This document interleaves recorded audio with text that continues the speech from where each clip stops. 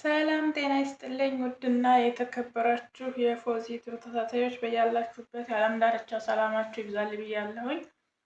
ፖዚቲቭ ስትከታተሉ ላይክ፣ ሼር፣ ሰብስክራይብ ማድረጋችሁን አትርሱ። ያው እንግዲህ ማየታችሁ ካልቀረ ሰብስክራይብ አድርጉልኝ፣ ላይክ አድርጉልኝ፣ ሼር አድርጉልኝ ማለት ነው።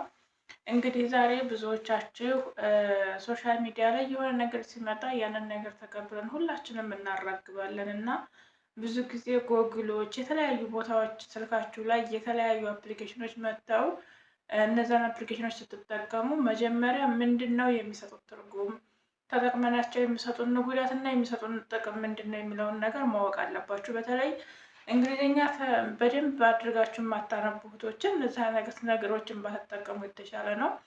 እንግዲህ ምን ለማለት ፈልጌ እንደታውቃላችሁ ይህን ሰሞን ይሄ ቲክታክ ላይ የመጣው ፎቶን ወስዶ ሌላ ፎቶ አድርጎ ቀይሮ የሚያመጣ አፕሊኬሽን ብዙዎቹ እህቶቻችን ተጠቅመውበታል። የቤተሰብን ፎቶ፣ የእናትን፣ የአባትን እንዲሁም ደግሞ የእህትን ብቻ የጓደኛን ሁሉ ፎቶ እየወሰዱ ያጠራቀሙበት ያቀናበሩበት ሁኔታ አለ እና ብዙዎቹ በሚባል ደረጃ አሁን ደንግጠዋል።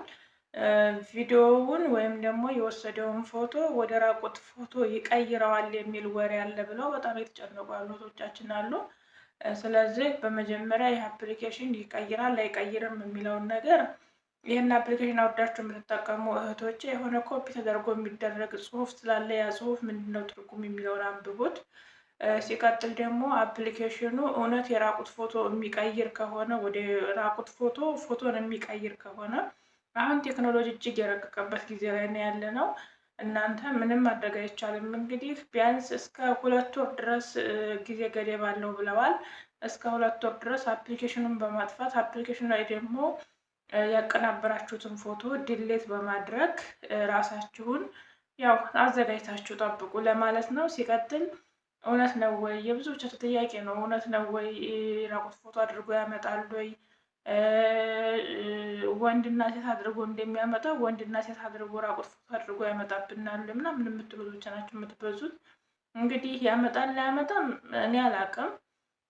ነገር ግን ካመጣ ደግሞ አስቡት፣ ይሄ ሁላ ህዝብ እንዳለ ቲክቶኩ በሱ ነው ታዋቂው አዋቂው እንዳለ ትንሹ ትልቁ በሱ ነው የተጥለቀለቀው። ሰሞኑን በተለይ በአረንጓዴ ቢጫ ቀይ በምናምን በጣም ተጥለቅልቋል። ማሳ ላይ ፎቶ የተነሳ አድርጎ ምናምን እውነት እንደዚህ የሚያደርግ ከሆነ ይቻላል። ምክንያቱም አንድ ሰው እዚህ ሶፋ ላይ ተቀምጦ የተነሳውን ፎቶ ምን የመሰለ የገጠር ማሳ ላይ ወስዶ ቁጭ የሚያደርግ የራቁት ፎቶ አያደርግም ብዬ አላስብም፣ አልጠራጠርም።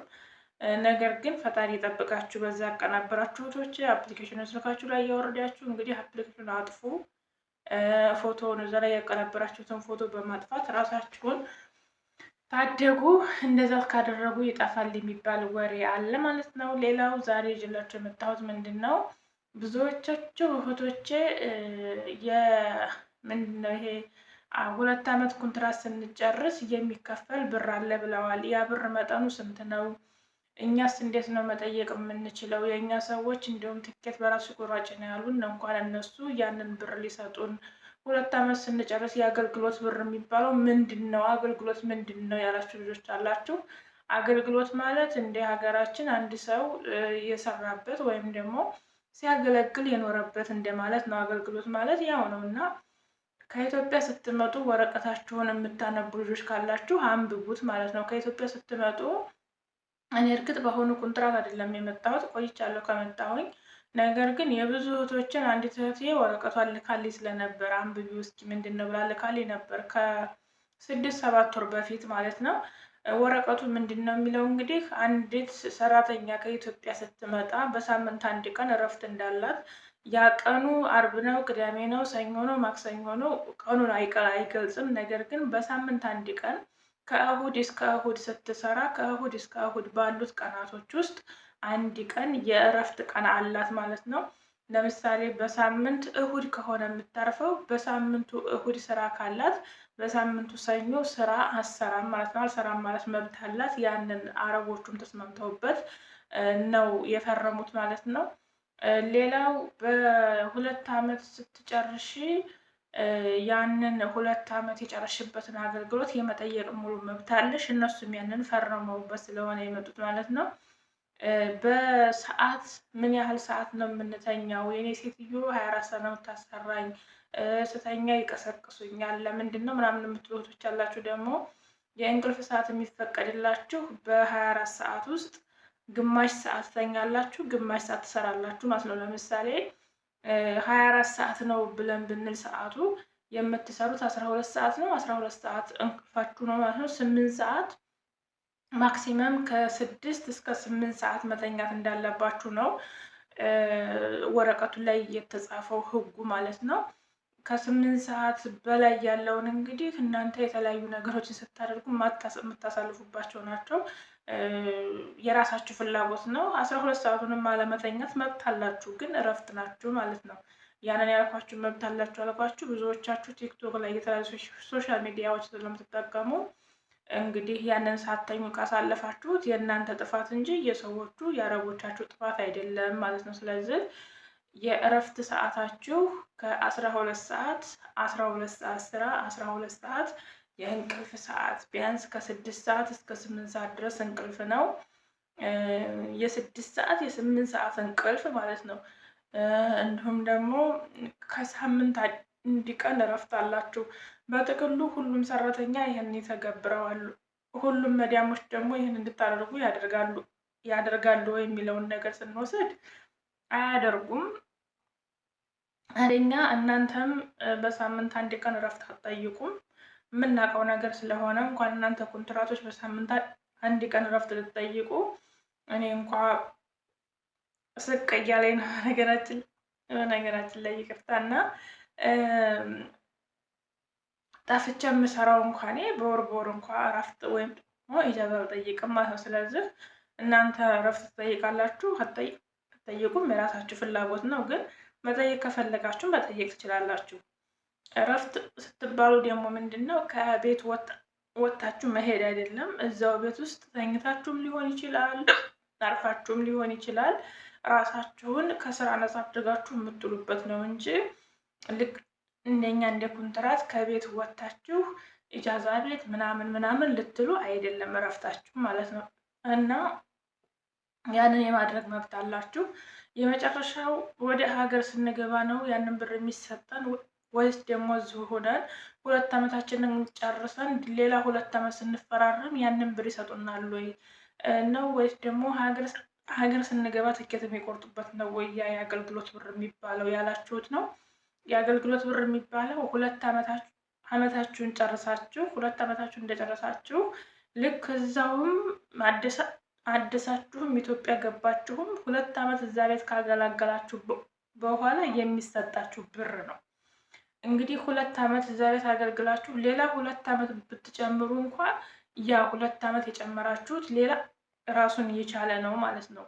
ወደ ኢትዮጵያ የምንገባበት በአገልግሎት ብራችን ነው ወይስ ደግሞ እናንተ በራሳችሁ ብር ቁረጡ ብለውናል ያላችሁት? እነዛ ፈጣሪያቸውን የማይፈሩ ስለሆኑ እንኳን አይደለም የአገልግሎት ብር ሊሰጧችሁ የትኬትም እናንተ ቁረጡ ካሏችሁ በሰላም እናንተ ትኬታችሁን ቆርጣችሁ ወደ ሀገራችሁ መግባት ነው ማለት ነው። ምክንያቱም ሰዎቹ ሀቀኛ ሰዎች ጥሩ ሰዎች ቢሆኑ ትኬት ራስሽ ቁረጫ አይሉሽም ነበረ ከአገልግሎት ብር አልፈው። ስለዚህ የአገልግሎት ብር ሳይሆን ትኬት ቆርጠው መላክ የራሳቸው ግዴታ ነው።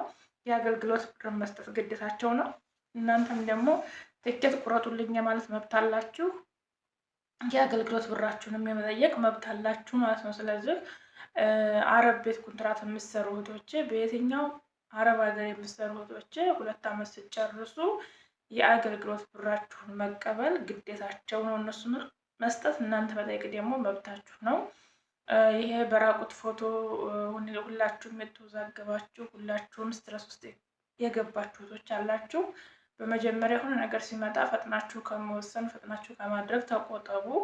ካደረጋችሁት በኋላ ደግሞ እንደ ሀገር ስለሆነ ምንም ማድረግ አይቻልም። ያው አንዳንድ እህቶች ቤተሰቦቻቸው እናቶቻቸው እህቶቻቸውን ያቀናብሯሉ። እንግዲህ የእነሱን ትንሽ የሚከብደው እውነት ከሆነ ነገር ግን እውነት ይሆናል ብዬ አላስብም።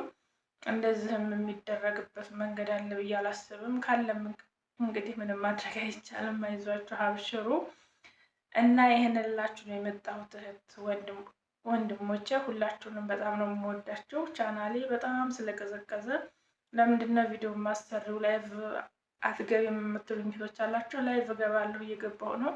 12 ሰዓት ስገባ የነበረውን ወደ 8 ሰዓት ቀይሬዋለሁ። ምክንያቱም ምንም ሰው የለም። ላይቭ ስገባ ሰው ጋር አይሄድም፣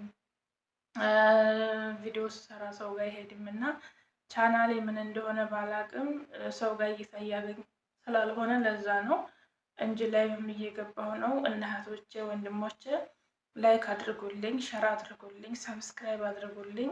እናንተ ናችሁ እንግዲህ ይህንን ቻናል የምታሳድጉልኝም የምታውልኝም እናንተ ስለሆናችሁ እርዱኝ፣ አግዙኝ ለማለት ነው። በተረፈ በጣም ነው የምወዳችሁ። ፈጣሪ አምላክ ሀገራችንን ሰላም ያድርግልን። ዛሬ ስቅታ ሊገለኝ ነው እንግዲህ እኮ ነው ልጄ ወይ እናቴ እያነሱኝ ነው መሰለኝ እና በሰላም ለሀገራችን ያብቃን ለማለት ነው የምወደው። ወዳችኋለሁ ሁላችሁንም። መልካም ጊዜ መልካም ሁሉ ተመኝቻለሁ። ባይ ባይ።